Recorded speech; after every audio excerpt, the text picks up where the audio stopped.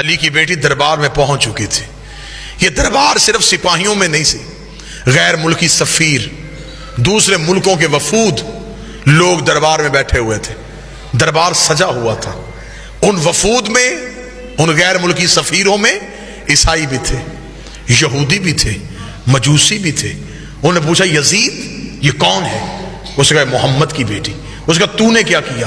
اس نے کہا میں نے نبی کے بیٹے کو قتل کیا. انہوں نے کہا کیوں قتل کیا؟ اس نے کہا اس لیے کہ حسین میرے اختیار کو نہیں مانتا تھا. میں بالکل عین تاریخ پڑھ رہا ہوں. حسین میرے اختیار کو نہیں مانتا تھا. اگر حسین میرے اختیار کو مان لیتا میں کبھی بھی حسین کو قتل نہ کرتا. حسین نے میرا اختیار نہیں مانا، اسے چاہیے تھا وہ میری بیعت کر لیتا. اس نے اختیار کو نہیں مانا، میں نے قتل کروا دیا.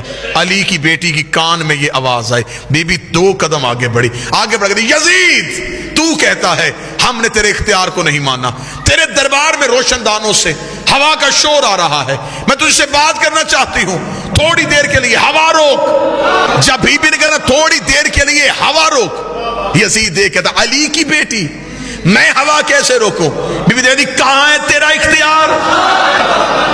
تو کہہ رہا تھا کہ تیرا اختیار ہم نے نہیں مانا، اختیار آزما. روشن دان سے ہوا روک. اس علی کی بیٹی یہ میرے بس میں نہیں. بی بی کہا تیرے دربار میں سپاہی گھوڑوں پہ بیٹھے، گھوڑے سم اٹھا کے زمین پہ مار رہے ہیں، سموں کا شور آ رہا ہے. تھوڑی دیر کے لیے سم روک. اس علی کی بیٹی میرے بس میں نہیں. جملہ بی بی نے اتنا وزنی کا کھڑے بھی ہو جو جملے کا قد بڑا ہے. بی بی دیکھا تھی تیرے جانور بھی تیرے اختیار میں نہیں. تو انسانوں پہ اختیار کی بات کر رہا ہے، تیرے تو گھوڑے تیرے اختیار میں نہیں. یہ کہنے کے بعد بی بی کا تیرے دربار میں اونٹ کھڑے، اونٹ گردنوں کو ہلا رہے ہیں، گلے میں گھنٹیاں ہل رہی ہیں، گھنٹیوں کا شور آ رہا ہے. تھوڑی دیر کے لیے اونٹوں کی گردنیں روک.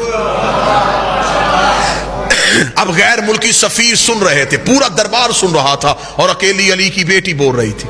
یزید کہتا کیا کہہ رہی ہے تو بنت محمد؟ کبھی کہتی ہوا روک، کبھی کہتی سم روک، کبھی کہتی اونٹوں کی گردنیں روک. یہ سب کچھ میں کیسے کروں؟ بی بی 4 قدم آگے بڑھی. دیکھا پھر ہم تجھے اپنا اختیار دکھاتے ہیں. اسکت خاموش. اتنا کہنا تھا روشن دانوں میں ہوا رک گئی. جس گھوڑے نے سم اٹھایا تھا اس نے زمین پہ رکھا نہیں. جس اونٹ کی گردن ہلی تھی اس کی واپس نہیں آئی. جس انسان کی آنکھ کھلی تھی اس کی بند نہیں ہوئی. جس کا ہاتھ اٹھا تھا اس کا نیچے نہیں آیا. جس کے نتنے سے سانس نکلی تھی دوسرے نتنے سے واپس نہیں آئی.